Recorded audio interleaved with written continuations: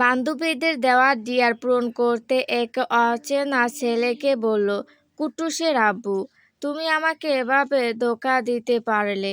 না হয় আমাদের মধ্যে একটু ঝগড়াই হয়েছিল, তাই বলে তুমি আমার সাথে দীর্ঘ 7 বছরের সম্পর্ক শেষ করে দিলে। আমাদের ফিউচার ভেবি কুট্টুসের কথা একটুও চিন্তা করলা না?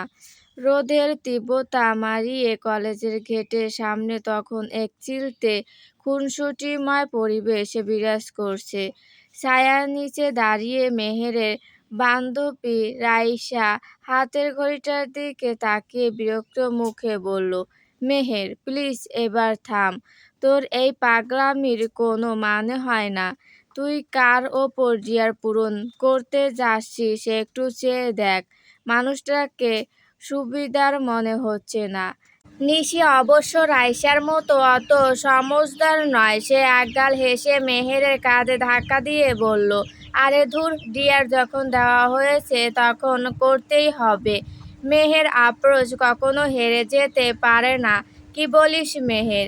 মেহের নিজের 3/4 হাতাটা ঠিক করে কলেজ ড্রেসের ওড়নাটা টেনে টুনে ঠিক করলো। তার গোল গাল ফর্সা মুখে তখন এক অদ্ভুত জেদ আর চঞ্চলতার আভা। বাতাসে তার সামনের চুলগুলো উড়ছে। নিশির কথায় বুক ফুলিয়ে মেহের বলল, রাইসা, তুই বড্ড বেশি ভয় পাস। দেখ তো ওনাকে, কেমন গম্ভীর মুখে দাঁড়িয়ে আছে।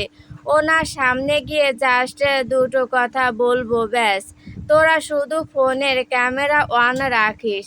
কয়েক কদম দূরে একটা কালো রঙের বিশালবহুল পোডো গাড়ির বনেটে হেলান দিয়ে দাঁড়িয়েছিল 3 তরুণ। তাদের পোশাক আশাক এবং বডি ল্যাঙ্গুয়েজে বলে দিচ্ছিল তারা এই সাধারণ চত্বরের মানুষ নয়। বিশেষ করে মাঝখানে দাঁড়িয়ে থাকা পুরুষটি। পরনে ব্ল্যাক শার্ট, হাতা দুটো কোনো পর্যন্ত গোটানো, দামি কালো রঙের দামি ব্র্যান্ডের ঘড়ির ডায়ালটা রোদে চকচক করছে। তার তীক্ষ্ণ নীল চোখ দুটো ফোনের স্ক্রিনে নিবদ্ধ। কপালে হালকা ভাঁজ স্পষ্ট ফুটে উঠেছে। পাশে দাঁড়িয়ে তার 2 বন্ধু আরাশ আর রোহান কোনো একটা বিষয় নিয়ে নিচু স্বরে কথা বলছিল। মেহের আর কালক্ষেপ করল না। বান্ধবীদের দিকে একটা বিজয়ী হাসি ছুড়ে দিয়ে সে হনহন করে এগিয়ে গেল সরাসরি তাহিরের সামনে। একদম মুখোমুখি দাঁড়িয়ে বুক ভরে একটা শ্বাস নিল। তারপর দুহাত কোমরে রেখে গলার আওয়াজ যতটা সম্ভব উঁচুতে তুলে কাঁদো কাঁদো স্বরে বলে উঠল, কুট্টুসের আব্বু, তুমি আমাকে এভাবে ধোঁকা দিতে পারলে? না হয় আমাদের মধ্যে একটু ঝগড়াই হয়েছিল, তাই বলে তুমি আমার সাথে দীর্ঘ 7 বছরের সম্পর্ক শেষ করে দিলে? আমাদের ফিউচার ভেবি কুট্টুসের কথা একটুও চিন্তা করলে না? এমন আজব কথায় চারপাশ মুহূর্তের মধ্যেই থমকে গেল। মেহেরের চড়া সুরের সংলাপ বাতাসে ভাসার সাথে সাথে আরশ আর রোহানের মুখের কথা যেন মাঝপথে থেমে গেল। নিশি আর রাইসা দূর থেকে হাত দিয়ে নিজেদের মুখ চেপে হাসি আটকানোর চেষ্টা করলো।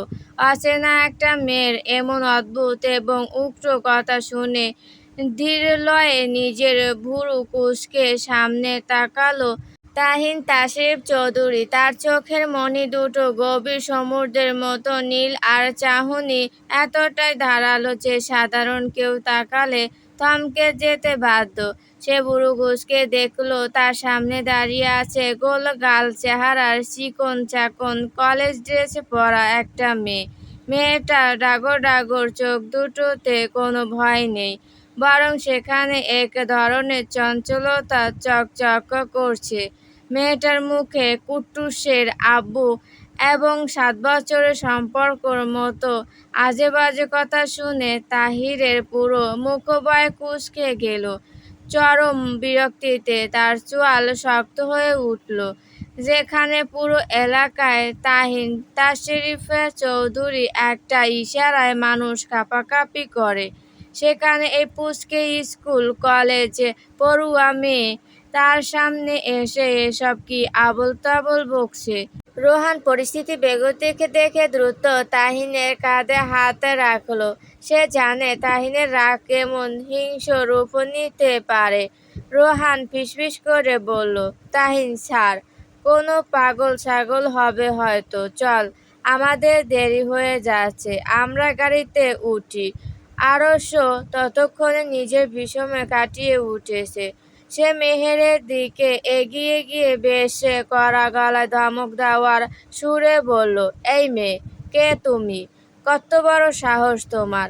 কার সামনে দাঁড়িয়ে কি সব উল্টাপাল্টা বলছো বুঝতে পারছো? নিজের ভালো চাইলে তাড়াতাড়ি এখান থেকে চলে যাও, একদম হাওয়া হয়ে যাও বলছি।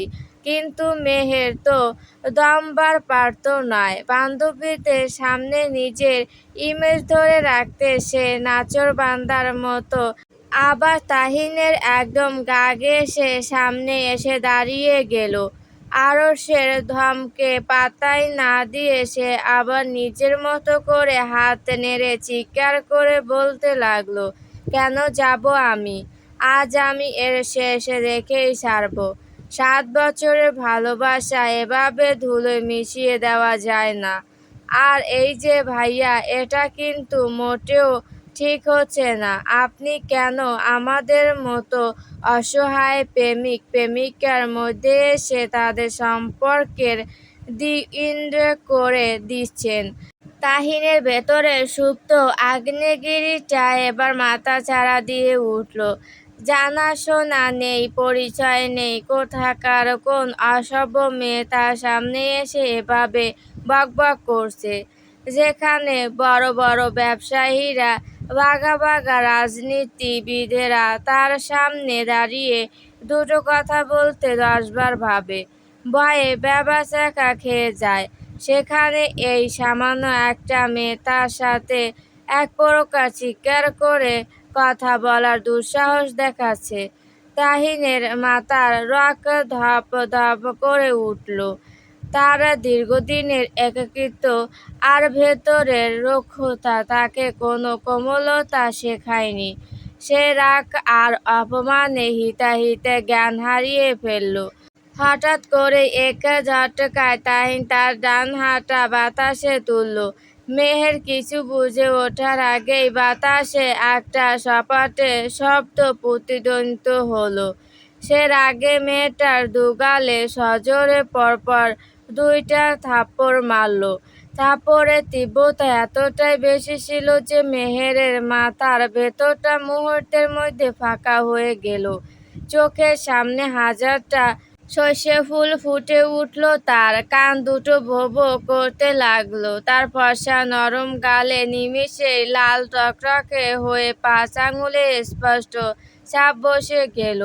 থাপ্পড় খেয়ে তার অবস্থা একদম নাজেহাল হয়ে পড়ল। সে নিজের শরীরের ভারসাম্য ধরে রাখতে পারল না। টাল সামলাতে না পেরে সে সরাসরি সামনের দিকে হেলে গিয়ে তাহিনের শক্ত চওড়া বুকের উপরই আছড়ে পড়ল।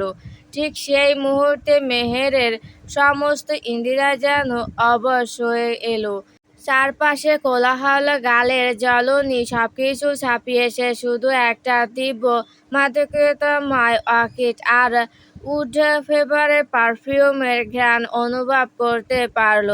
সেই দীর্ঘ সুবাস তার নাসিকারন্ধ্র বেয়ে মগজে গিয়ে ধাক্কা দিল। এর বাহিরে আর কোনো কিছু তার বোধগম্য হচ্ছিল না। সে যেন এক অন্ধকার অতল গহ্বরে তলিয়ে যাচ্ছিল। মেহেরের নরম শরীরটা নিজের বুকের ওপর আছড়ে পড়তে তাহিনের পুরো শরীর শক্ত হয়ে গেল। তাহিন মেয়েটাকে ধাক্কা দিয়ে সরিয়ে দিতে চাইল, কিন্তু শেষ পর্যন্ত ধাক্কা দিতে পারল না। সে যেন মুহূর্তের জন্য জীবন্ত এক পাথরের স্ট্যাচু হয়ে গেছে। মেহেরের চুলে থাকা একটা বেবি ফুলের গন্ধ আর তার শরীরের মৃত কম্পন তাহিনের অবাধ্য রুক্ষ বুকে এসে আছড়ে পড়ল।